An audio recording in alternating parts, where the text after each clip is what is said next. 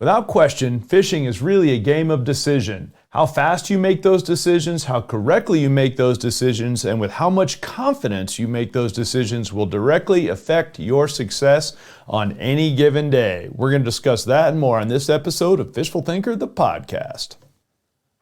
I'm Chad LaChance, and you're listening to Fishful Thinker, the podcast. All things fishful, all the time. All right, guys, LaChance here.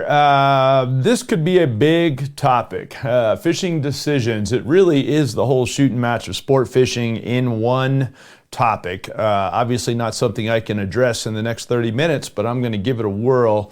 A little bit of background. This information is coming from a lifelong angler, right? I've been doing this my entire life. And then back around the mid-90s, I started tournament bass fishing. The tournament fishing is even more a game of decisions than regular fishing because of the clock aspect that you're under. Had reasonable success as a tournament bass fisherman. Went on to coach some kids as well as a high school coach.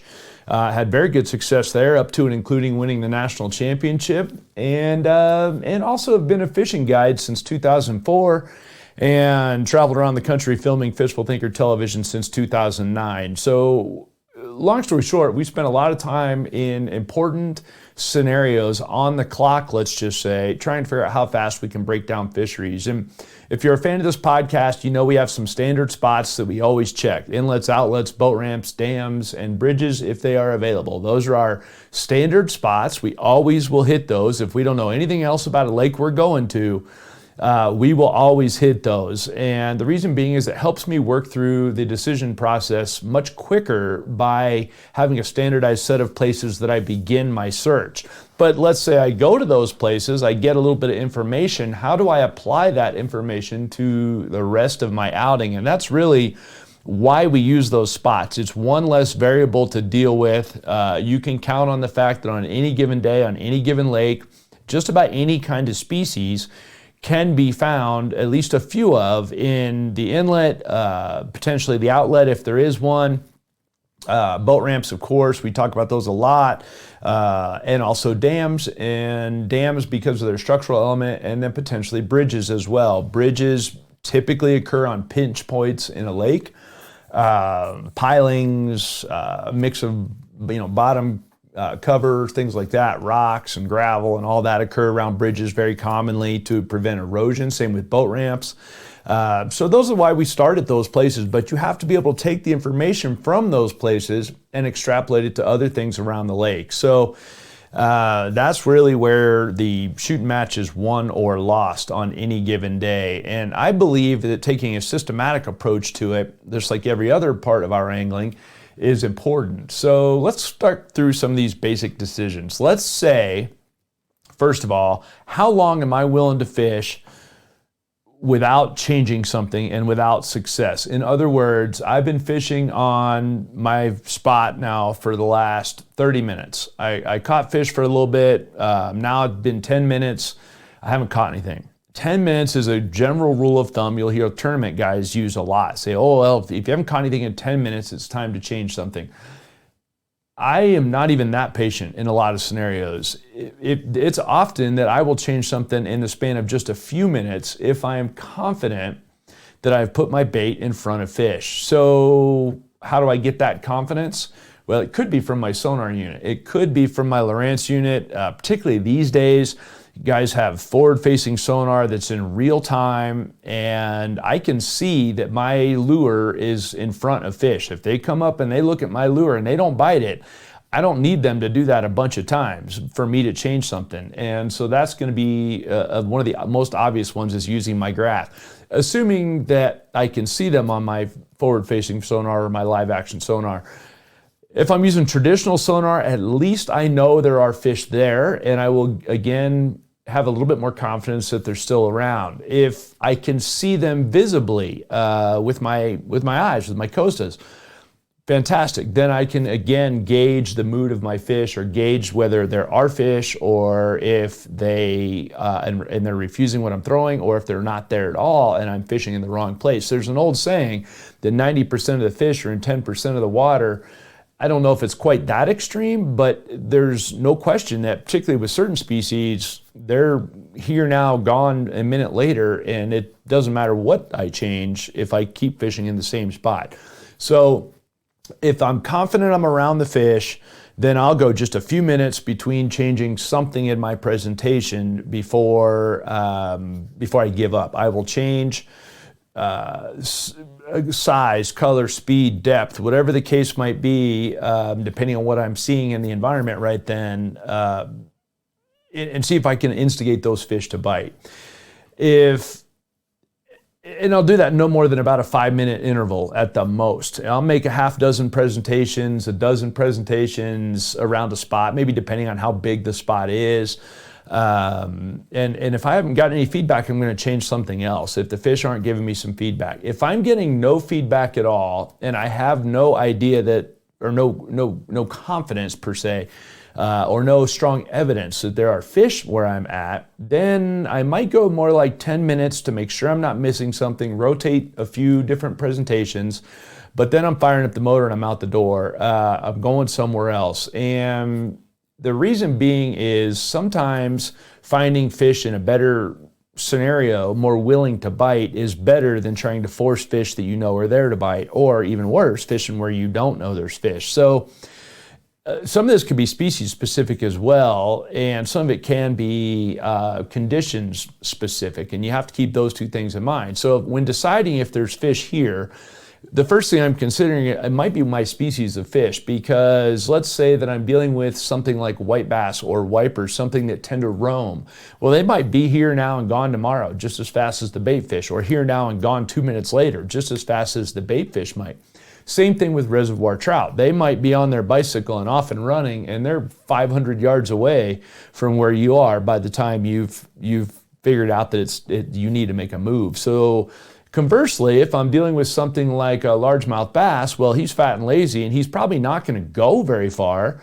It's just a matter of he's shut down. His fat and laziness kicked in, and he's shut down, and maybe he's not going to bite anymore. Same thing with something like sulking walleyes that get grumpy and lay on the bottom. We've all had walleyes that you can see on the graph and you can't get them to bite no matter what you do. That's a possibility as well.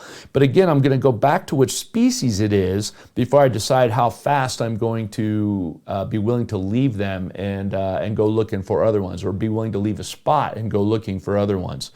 Now, all time things aside, the next decision you have to make is, let's say I'm going to change my lure.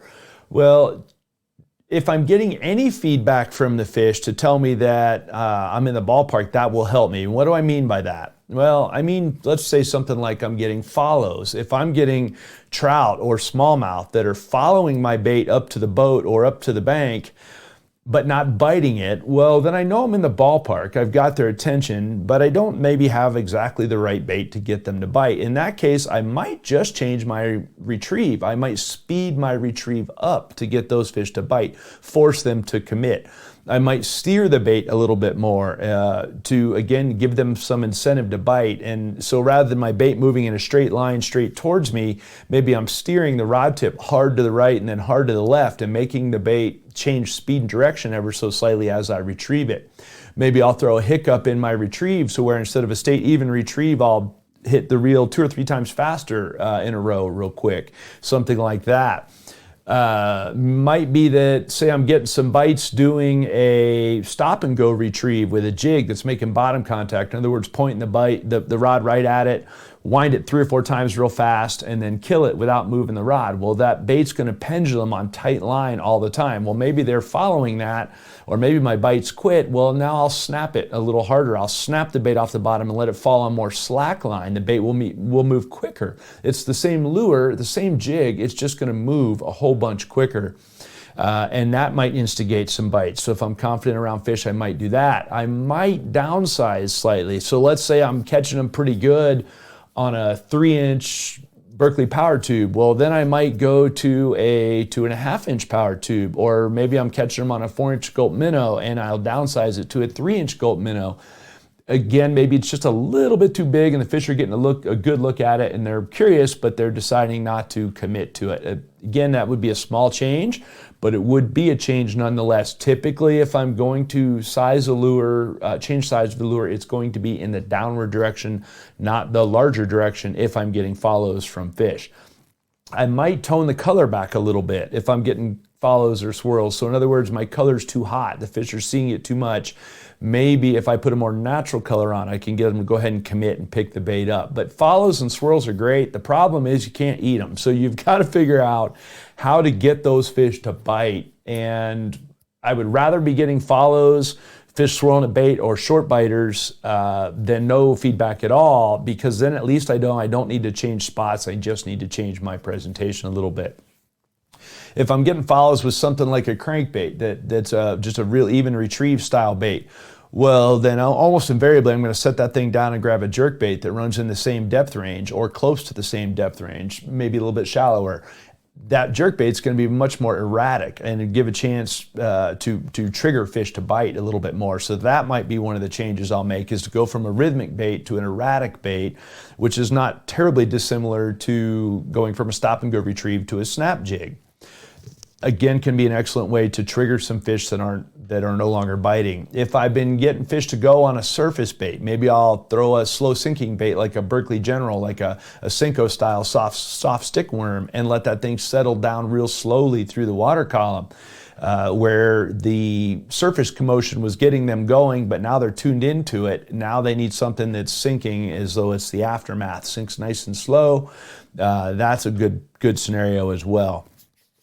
Let's consider at any given point that the more aggressive your bait is in terms of action, vibration, sound, the more chance that a fish is going to have to locate that bait from a longer distance away, and he might be curious to see what all the noise and commotion is all about, but not willing to bite it. So typically, if I'm throwing something obnoxious, loud, fast, noisy, anything like that, then I will go to something more subtle if I'm getting follows but not bites. If I'm getting no feedback at all with something more subtle, maybe I'll throw something very obnoxious, because you can get fish to trigger, and that can be a really good way to get them to go as well. But again, these are all scenarios of me sitting on one spot, not going anywhere, and fishing an area that I believe that fish are in and around in different ways, and I'm going to mix up my presentation.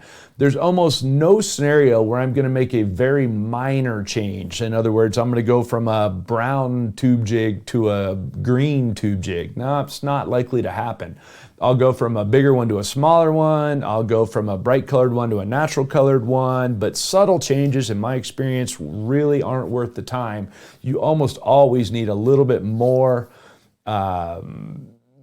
change overall to really get a measurable distance to move the needle on your catch rate for the day.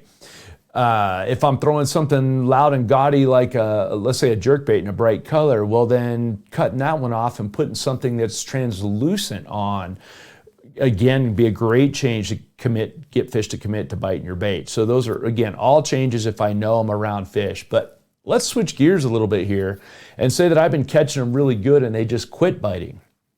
I'm sure they're still here, but they quit biting. Well, maybe I need to just rest my fish, at which point it's an excellent time to sit down in the boat, have a sandwich, drink some water, rig some tackle, whatever you got to do, but don't make presentations for a little bit. Park the boat in one spot and don't make presentations for a little bit. Just let everything calm down, let the fish reset on their spot, and then maybe they'll go back to biting. It might be the scenario why they quit biting might just be that you caught several of them and now everybody knows something's up on the spots here, something's going down in the hood, and they all get real tight-lipped for a little bit. If you just sit there for 10 minutes, they have little tiny brains and great big mouths. They'll forget what was going on, and then you might be surprised that your very first cast will catch you fish again.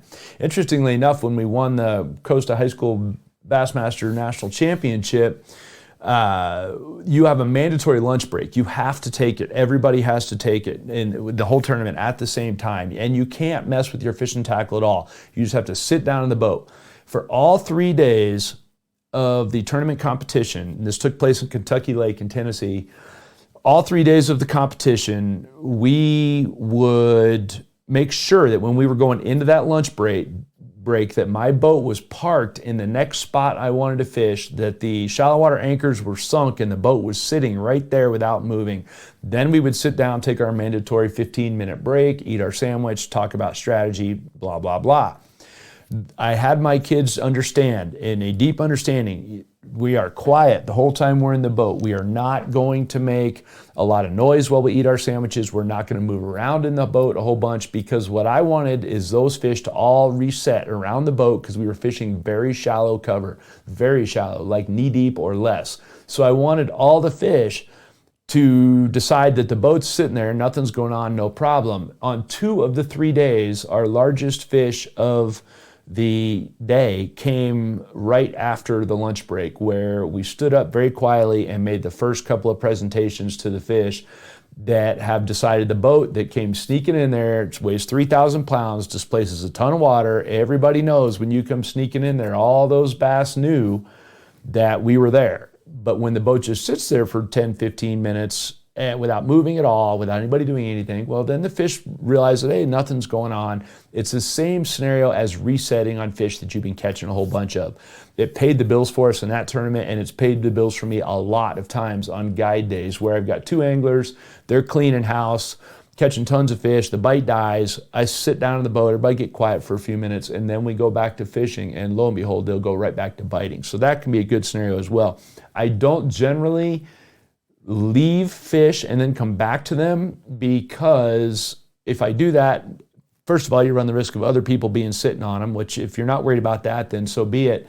And 2, then you still have to come back and disrupt the area as the boat comes back. If you can just sit there and stay there for a minute, you're going to be better off.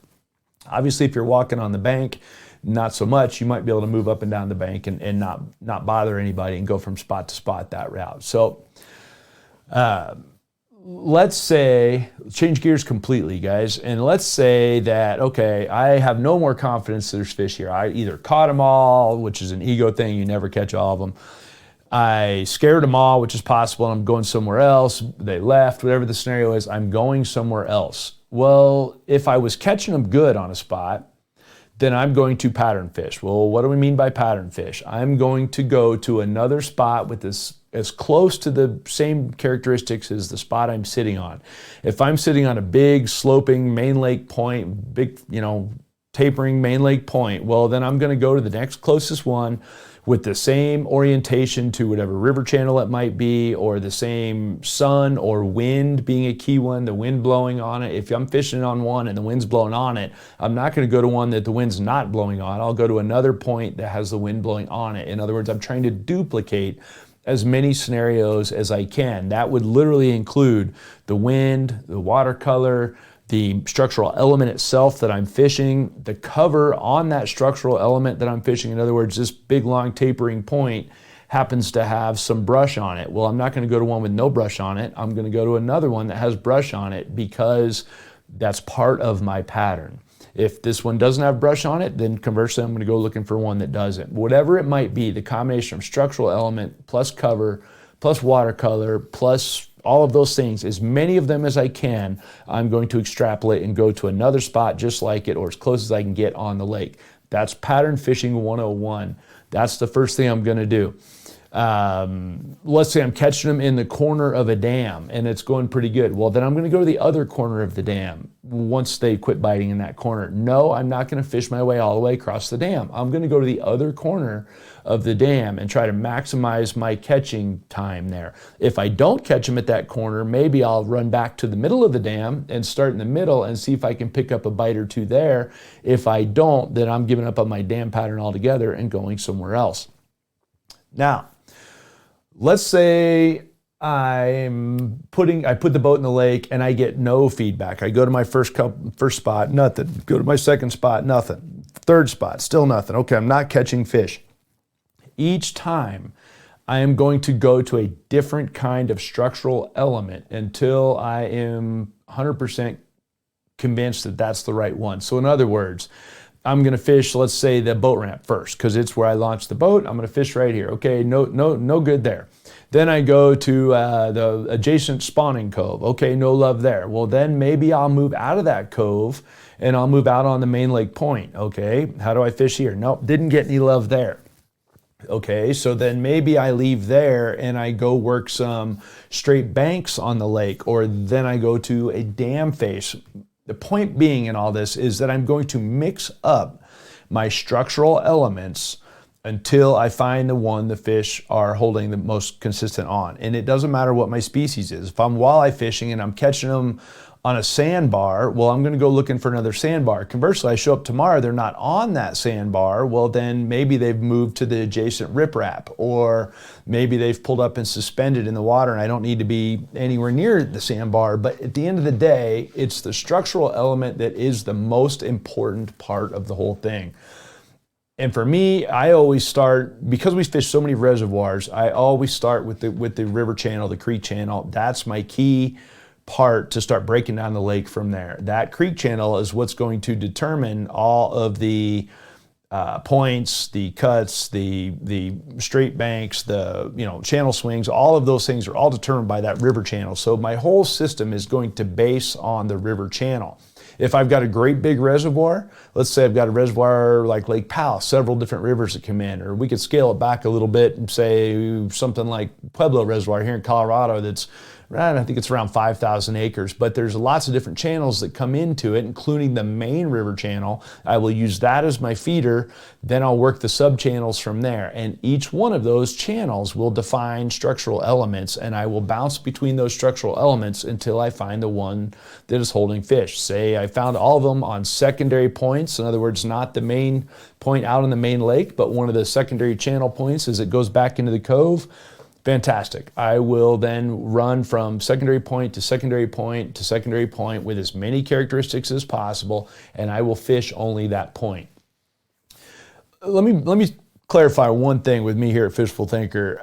It is very, very rare, and I mean very rare, that you will find me, at least if I'm fishing on the clock, fishing areas. I fish spots, not areas, because areas take too long to break down. Areas add a lot of variables. I don't want to just drop the trolling motor and take off down the bank. It's very rare that I would do that and then just go through all whatever I run into on that bank and go half mile down the lake or something. It is always the first thing I'm going to try to do is pinpoint the type of structure they're on. So let's say that instead of going a half mile down the bank, I stop at every transition in the bank where it goes from rock to gravel, or where there's 2 or 3 docks or a small cut in the bank. But I'm not just going to take off down the bank. I'm going to use the big motor on the boat, and I'm going to pull in and fish as small spot as I can and be as precise as I can. The reason being, I can do so with the most confidence. Now, am I going to miss fish doing that? Am I going to fish over some fish? Oh yeah, absolutely, 100%. But my fishing time over that, say, 8-hour day or a 6-hour film day or 5-hour guide trip will be maximized if I spend as much of that time on spots that I expect fish to be on, or high percentage places that fish would be on, rather than just taking off and fishing a whole section and hoping to run into fish. In my mind, that's called junk fishing. Bass fishermen are familiar with that term. That basically means I'm reaching. I don't know enough to make any intelligent decisions, and I'm just hunting along for some feedback from the fish. If you're going to do that, and maybe you're at a brand new lake you don't know anything about, you can't see anything about it, and you just want to take off down the bank and learn some stuff, that's great. Just make sure you're fishing your most confident bait for those conditions. For me, 99% of the time, I'm going to have a jig on one rod and a jerkbait on the other if I'm in a hunt and peck mode. Are those always the best bait? Absolutely not, but they will always get me some bites. It'll typically be a 3 or 4 inch gulp minnow on a jig head and a jerkbait. Between those two, it's similar to my inlets, outlets, boat ramps, dams, and bridges saying. Between the gulp minnow and the jerkbait, I can always get a few bites. Between those 5 structural elements I just named, you can always get a few bites. And so those are confidence things. If I don't know anything about a lake, I'm going to my most confident, or the spots, the type of spots I have the most confidence in, and I'm going to fish with the baits I have the most confidence in on those types of spots, because confidence catches fish. Since I just said confidence catches fish, let me throw this out there. I am an instinctual angler. I believe in being as observant as possible about everything that's going on around me. So let's say I'm fishing this point and I'm catching fish and my bites start to wind down. I think, oh, my fish are dying. The first thing I need to look around at is, did I have a conditions change? Did the sun go behind the clouds? Did the wind lay down flat? Did a bunch of boat traffic come up in the last 20 minutes and start stirring it up? Is there something in the environment that's changed that has put my fish off? Or is it me and the fish? Is it just between me and the fish that the issue is? And so if it's something in the environment that changed, I'm more confident in my ability to go do something about it. If it's between me and the fish, maybe they quit biting, maybe they moved, There's a bunch of different things that could go on. But when the wind just laid down, well, okay, that's an easy one to wrap your head around. Maybe you go chase wind. Maybe you go somewhere where the wind is blowing. Maybe it changed direction slightly and you're going to go somewhere where it's blowing a little bit harder, something like that. But at the end of the day, I have to watch all the time for the reasons my fish either quit biting or they're not biting in the first place. Am I around them? Did they move? Did the conditions change? Or did they tune into my bait? Those are the things that really I need to keep track of on any given day. And the faster I can put them together, the better off I am. When I mentioned being observant and fishing with confidence, if whatever condition it is what's generating my confidence, I'm for sure going to go run for that. In other words, let's say a windy bank. Windy banks for me are a high confidence thing, particularly wind blowing on riprap or heavy gravel, something like that. That's a high confidence thing. If that wind lays down, my bite goes with it, I'm going to go looking for more of that wind somewhere else on the lake. If the flat, high, bright sun and calm is out, well, then I might rattle as fast as possible through a bunch of different types of structural elements and cover, because I know fish aren't biting well in that scenario, and I might need to just elicit a bite or two here and there, and I might run around more in the boat. That can be a key thing. And since we fish multi-species, I'm going to end this podcast with this real quick. Maybe you fish rivers. When I have to produce a television show, if somebody says, I give you $1 million to go catch a fish in the first 10 minutes, I'm going to run for a river as fast as possible, because the thing about a river is this. I have less structural elements to look at. I basically have runs, pools, channel swings, but I don't have near the number of structural elements I would have on a reservoir or a lake. I typically don't have weed lines to deal with, or not much. So I have less stuff to have to figure out in the first place. The second thing is I have less water depth to have to figure out. So I know that I can get my bait in front of my fish when the water's only a few feet deep. I know I'm not really fishing over or under them. I'm fishing somewhere right around them. And I know which direction the fish are all facing, because the current will tell me that. There's no fish in the world that's going to sit facing down current. Now understand, you might be reading the currents wrong. He might appear to be facing down current, but there's an eddy of some sort. But at the end of the day, as long as you're reading your currents right, you know which way they're facing. So if I'm in a river situation, I'm going to make my decisions a lot faster, because I have less things to have to make. So I might make 3 or 4 casts to the head of the pool. Done. I'm done with the heads of pools. I'm going to fish the middle of the pool now. Okay, I'm going to make a few casts there. Okay, none. Oh, they're at the tail of the pool. Okay, got it. I get my feedback there. Then I can just really jump from tail to tail to tail up the river and catch all my fish, or run to run to run, or whatever the case might be. Again, a conditions change might force a change there.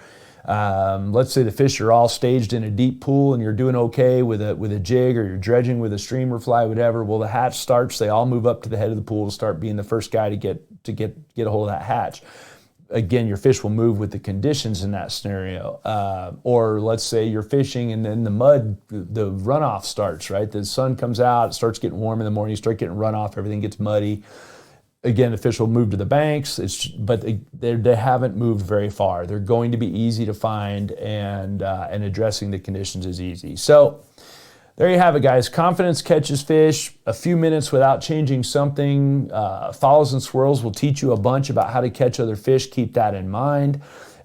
Use and trust your sonar units. If you don't trust them, don't use them. I trust them a lot, and if they're not showing me fish in a scenario where I expect they would, then I'm out the door. I'm not going to stay there. But use and trust your sonar units. At the end of the day, what's really going to make you a better angler is having the confidence to trust your instincts, pay attention to the conditions, make instinctual changes, paralleling with those condition changes, and you'll catch more fish. I strongly believe that. I believe that being observant is your biggest asset as an angler. So that's been this episode of the podcast, guys. We appreciate you listening to it. Hopefully you'll subscribe wherever you're listening. We would appreciate that very much. You can join the rest of our social media at Fishful Thinker on Instagram or Facebook. We would appreciate that.